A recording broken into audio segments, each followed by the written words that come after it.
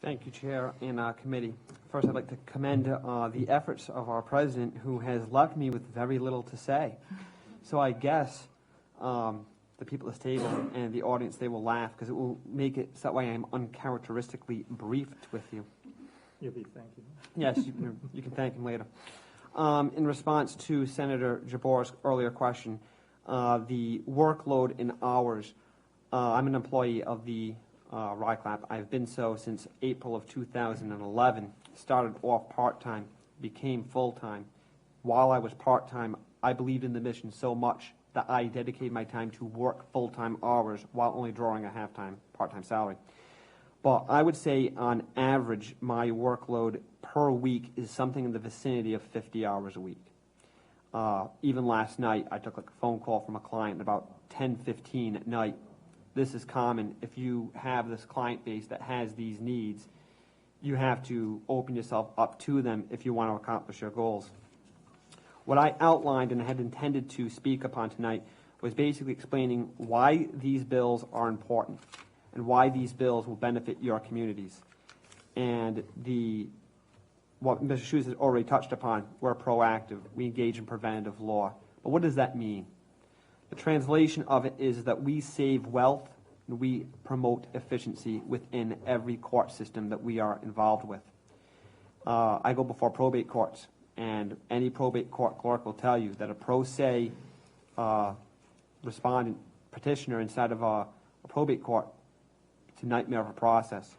We draft wills for seniors who would otherwise have intestate administrations for their estates, and that would go on for at least a year or more in your probate courts. There is not a community that we serve that does not have unintended benefits by increased efficiency and wealth preservation inside those communities that we don't touch upon. But by being preventative, that means that we actually prevent small problems clients have from becoming bigger problems. Sometimes we're even able to avoid a problem before it's created. I want you to know that if you have any questions, I've seen it all. There is not a single senior center or community center of the 9 that I have not been involved with. I work part-time at the Medical Legal Partnership with Janine, but I would recommend that if you have a question on the Medical Legal Partnership, you direct it to her. She is the program director there. I've consulted terminally ill clients and helped them arrange their affairs together so they could depart with dignity and grace. I've consulted clients, some of who are in this room with us today, who have looked me in the eye, shook my hand, and said, I saved their lives. The impact our office has on these clients cannot be understated, but what also cannot be understated is the impact these clients have on us as legal professionals. No matter how many years I work at RICLAP, I will always remember these stories, and they will shape the way I practice law into the future.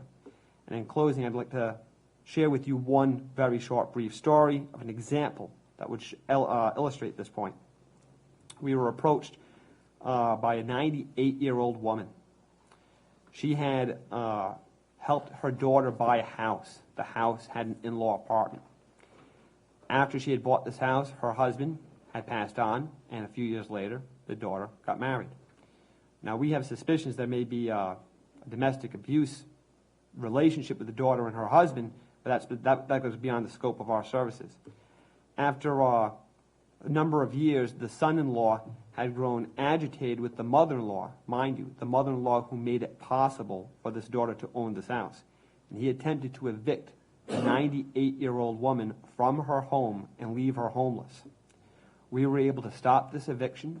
It took us a year and a half of work to be able to do so, but we prevented a 98-year-old woman who had bought a house, would have been tied up in the courts for many years, and we kept her in that house, and she was able to pass with dignity and grace in the home that she had bought.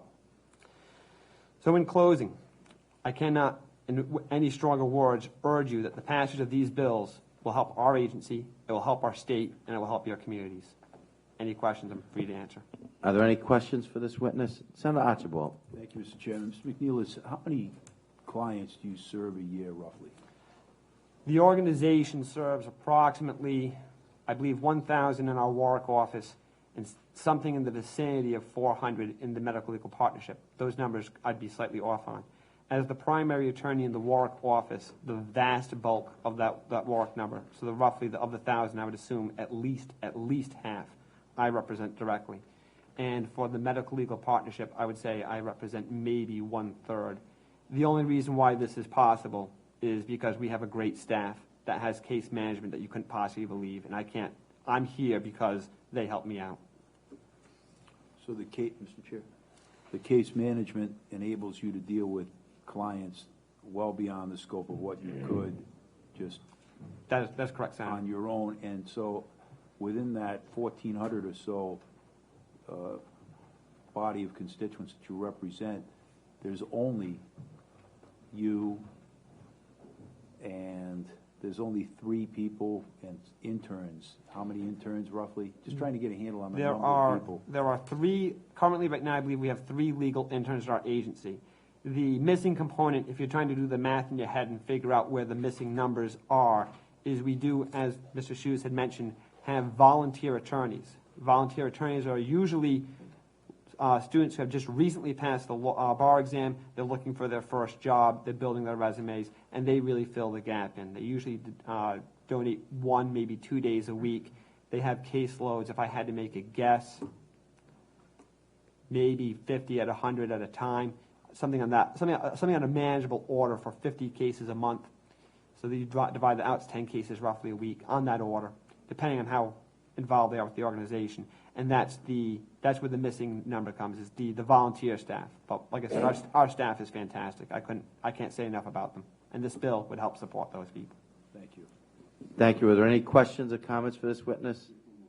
Oh, Senator Metz, I didn't see you. I'm sorry. Yeah, thank you. You mentioned the 1,000 and Warwick 400. What's the total of everybody, the caseload that you handle a year? I believe between the 2 offices, the case number is approximately 1,400. I'll let Ms. Castleman comment on the approximate that I have for the MLP. She would be able to give you a more precise number.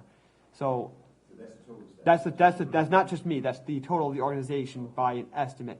As I was saying, my caseload with the 50 hours a week would be approximately the 500 cases I would estimate from the Warwick office and approximately 100 or so cases from the medical legal partnership. So I would say that I'm working on approximately 600 cases a year. Thank you.